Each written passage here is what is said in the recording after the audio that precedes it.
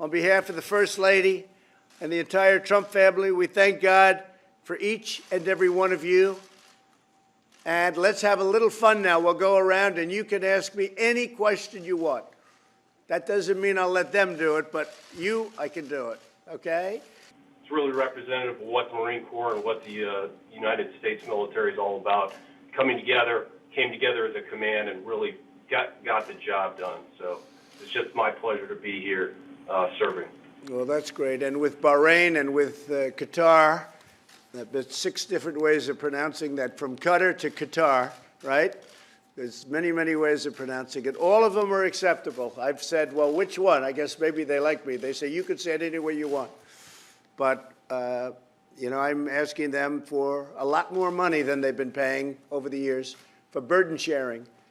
And those are examples. Those are 2 countries that have the money. It's unlimited money. And we're asking them to put up a lot of money, and they're happy to do it because we're performing a service like nobody in the world could perform. We're keeping them safe. But we don't want to be subsidizing rich countries at the disadvantage to us. So that makes me a little bit different than any other president because nobody used to ask these questions. And if you look at what's been happening over the years, over many, many years, over decades, it's rather ridiculous. So that's all changing, and that's all good for us. So I just see, I have 2 perfect examples. We have Qatar and we have Bahrain. You don't get much wealthier, and they're agreeing to do a lot more than they've ever done, and we're going to max out, and that'll be good. That'll be good. That'll be great for our services. It'll be nice when we can ask for a lot less money for our military, because we're right now the policemen of the world, and we're paying for it. And we can be the policemen of the world, but other countries have to help us. And I think everybody up there agrees. So thank you very much from Bahrain. That's great. I love to see you getting together like you are. You've been together for a long time, your 2 groups, and you've had a lot of victories. I have flags in the Oval Office with a lot of stripes from the Army, the Navy, the Air Force, the Marines, and the Coast Guard. And they all have ribbons. I don't know if the cameras can show you, but they all have, in some cases, hundreds of ribbons from victories. We only put up the victories, but we'll only have victories.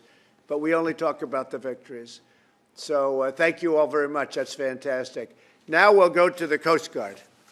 And we just ordered a Coast Guard cutter, an icebreaker, the likes of which nobody's seen before.